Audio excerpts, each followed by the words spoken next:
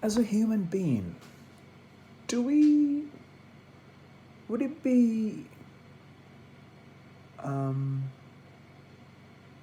what sort of comes into your mind if I say that in the modern day life, that every one of us human beings here on earth is a slave? The word slave doesn't distinguish um, a real sense of connection because we see only what we know from history. But just pause. What we know from history is what we learn. But what we know by experience in life as an individual living today on 2020 with the virus dancing around us all the time, don't know where and when it is going to catch us and consume us. In itself, it's because of our virus fears that we all became slave to our compulsions, slave to what we built around us as our comforts, slave to what we thought would bring us peace and happiness, has come to haunt us in so many different ways. The self-reliant of what we learned at school as education to make us feel free, the knowledge we accumulated over the years by reading books, going to school, universities, and doing papers, we thought that we were free. We thought that we were free from slavery. No, we were enslaved by our own compulsions. The word slave means that you have become unconsciously reliant on the exterior well-being, exterior grabbing of greedy accumulation. You become greedy of accumulation. Yet, you were starved from not being able to engineer or enhance yourself from within. So you naturally, your learning, your understanding, your education was only taking you through the 5 elements or the 5 perceptions: the touch, the smell, what you see, what you hear, and what you taste. Through this, your life was experienced through the exterior motives, through what you saw, what you can grab, what you can earn, what you can take, what you can learn, what you can taste, what you can hear, what you can see.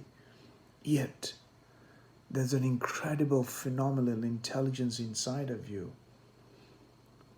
where a piece of apple can make it into your emotions, energies, your life, your brain, your blood, your cells, your skin, your eyes, your kidney, your heart, your liver, your spleen, legs, all of this. Yet, you were not aware of this.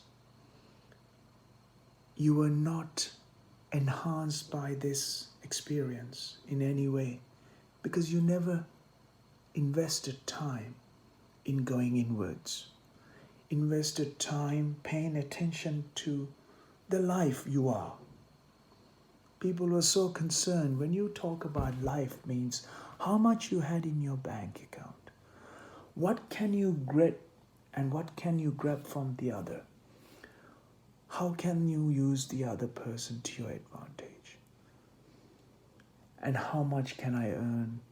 And how big and fast can my car become? And how big and how many rooms did my house had, even though you did not live in every one of those rooms at any one given time?